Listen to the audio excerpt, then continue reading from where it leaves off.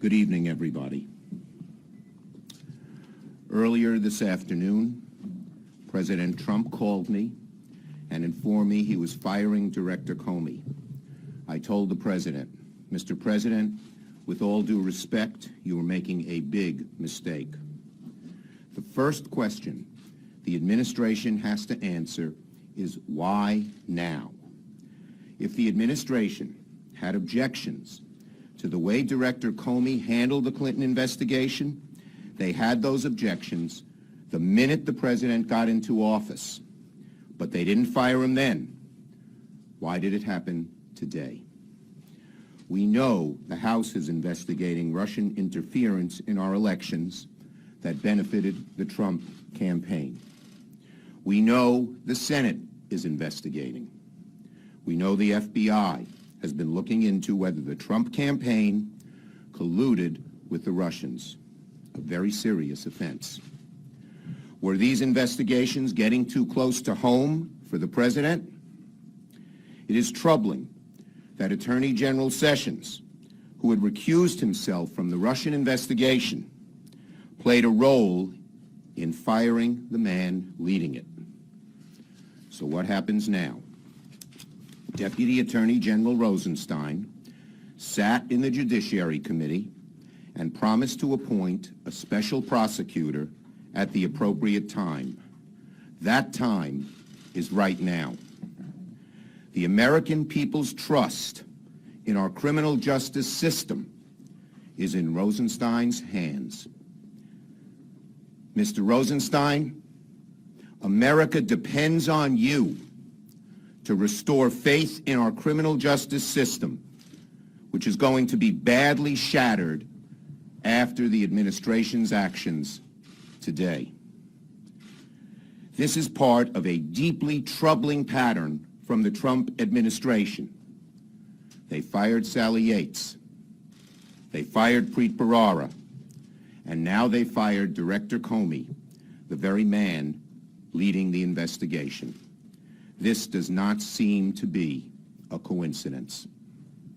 This investigation must be run as far away as possible from this White House and as far away as possible from anyone that President Trump has appointed.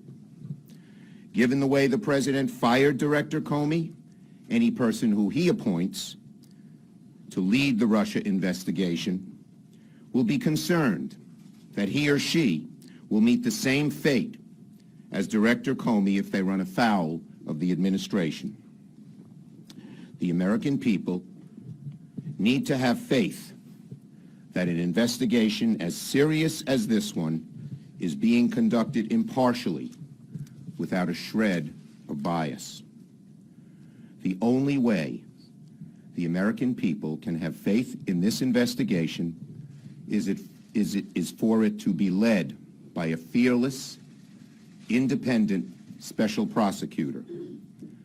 If Deputy Attorney General Rosenstein does not appoint an independent special prosecutor, every American will rightly suspect that the decision to fire Director Comey was part of a cover-up.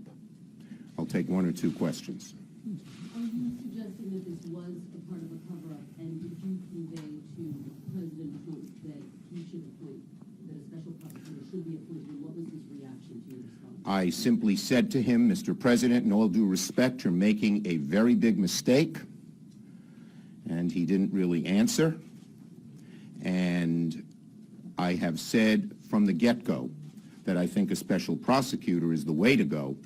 But now, with what's happened, it is the only way to go to restore the American people's faith. Are people going to suspect cover-up? Absolutely.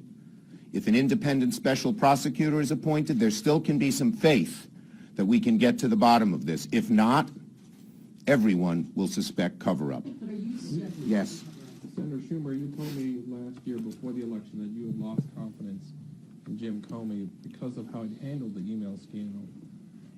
Do you think that the president's explanation that this is the reason why he's firing him now has credibility with you? Do you believe that? Okay. Or do you think that he's firing him for another reason? I never called on the president to fire Director Comey. I had a lot of questions about how he handled himself.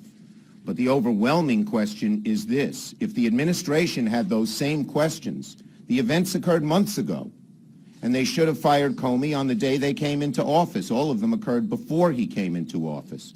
So that does not seem to me to be a very logical or persuasive explanation. Thank you, everybody. Senator Schumer.